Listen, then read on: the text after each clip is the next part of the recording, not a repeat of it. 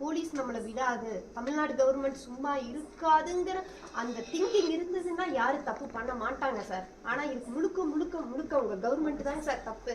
சும்மா விவசாயின்னு வேணா பப்ளிசிட்டி பண்ணிக்கிறீங்களே தவிர, இப்ப எங்க குடும்பம் கிடையாது. இதோ இந்த பக்கத்து பள்ளியில வீடு இருக்கு, அங்க வீடு இருக்கு. என்னங்க சொல்லுங்க.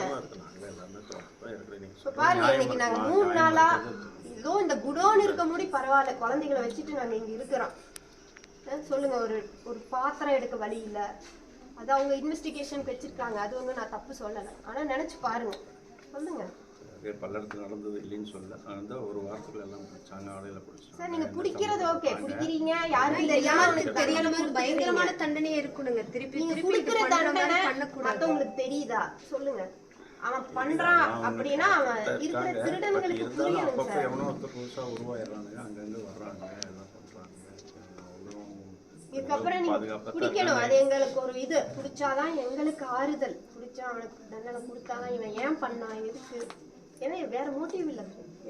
எங்க மாமா ஏதாவது பிரச்சனை இருந்து வந்து பண்ணுனா பரவாயில்ல, எந்த ட்ரிங்கிங் ஹேபிட் கிடையாது, ஒரு ஸ்மோக்கிங் கூட கிடையாது, போய் எதுவும் பேச மாட்டாங்க. அப்ப அந்த மாதிரி அவங்க உண்டு வேலையுண்டுன்னு இருக்கிறவங்க சம்பந்தமே இல்லாம ஒரு அப்பாவி 3 பேருக்கு கொண்டிருக்காங்க. இப்ப நாங்க கட்ட பஞ்சாயத்துக்கு போறோம், பக்கத்துல பிரச்சனைன்னு வந்து கொண்டிருந்தா அது நம்ம ஏத்துக்கலாங்க. ஒரு அப்பாவி 3 பேருக்கு கொண்டிருக்காங்க அப்படின்னா நாங்க தப்பு செஞ்சு அந்த தண்டனை நீ கிடைச்சிருந்தா நாங்க ஏத்திருப்போம். எந்த தப்புமே இல்லாம குடும்ப நடுத்தருல குழந்தைய வச்சுட்டு நிக்கிறான். அந்த இடத்துல நீங்க நின்று யோசிச்சு பாத்தீங்கன்னா தான் எங்களோட ஃபீலிங் புரியுங்க சார். இவ்வளோ அவனாசி பாலத்துல ஸ்டேஷன் இருக்கு, அது ஒரு பெரிய ஜங்ஷன், காங்கி இருக்கு, ஒரு கேமரா கூட இல்ல. எது வரைக்கும் கேமரா இருக்கு சொல்லுங்க. ஒரு கேமரா எப்ப வர்றீங்க, எங்களை பாக்குறீங்க, அதோட சரி சார். நான் சொல்லுவேன் சார்,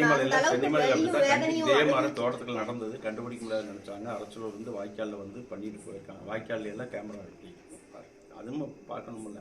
அதுக்கு பிறகு ஆனால் எப்படியோ ட்ரான்ஸ்ஃபர் பண்ணிட்டாங்க, பிடிச்சாச்சு. கண்டிப்பா ஆள் கிடைப்பாங்க. பாதுகாப்பு வேணும் சார். எல்லாருமே விவசாய குடும்பத்தோட விட்டு நாங்க எங்கேயும் போக முடியாது. நீங்க எனக்கு சொல்லுங்க. ஈடு செய்ய முடியாத இழப்பு உங்களுக்கு ஈடு செய்ய முடியாத இழப்பு மறுக்கவே இல்லை. போலீஸுக்கு பயங்கர அவங்க என்ன இப்படின்னு தெரிஞ்சு அவங்க பிடிக்கிற அளவு ஃபுல் பவர் கொடுக்கணும். அவங்களை நீங்க கன்ஃபர்ம் பண்ண போலீஸ்னா எல்லாத்துக்கும் அந்த செகண்ட் பயம் வரணுங்க சார்.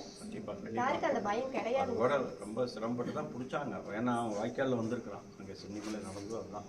அவங்க புதரில் வரும்போது அங்கே எங்கே கேமரா போகுது இல்லையா, ரோடுகள் இருக்குது. இப்போ அவங்கவுங்க ப்ரைவேட் நிறையா வச்சுட்டாங்க, ஈஸியாக பிடிச்சிட்றாங்க. பட் அப்படியான இடங்களை பார்த்துட்டு தான் வர்றாங்க. தேவை தோட்டத்தில் எல்லாம் வரும்போது 3 பேரும் வெளியே என்ன கஷ்டப்பட்டாங்கன்னு தெரியலங்க சார். நார்மல் விவசாய குடும்பம். அப்போ விவசாயிகளை எப்படிங்க சார் பாதுகாப்பா விவசாயம் பண்றது? தோட்டத்தோட நம்ம இருந்தாகணும், வேலை செய்யறது பார்த்து ஆகணும், விவசாயத்தை பார்க்கறது தோட்டத்தில் இருந்தால்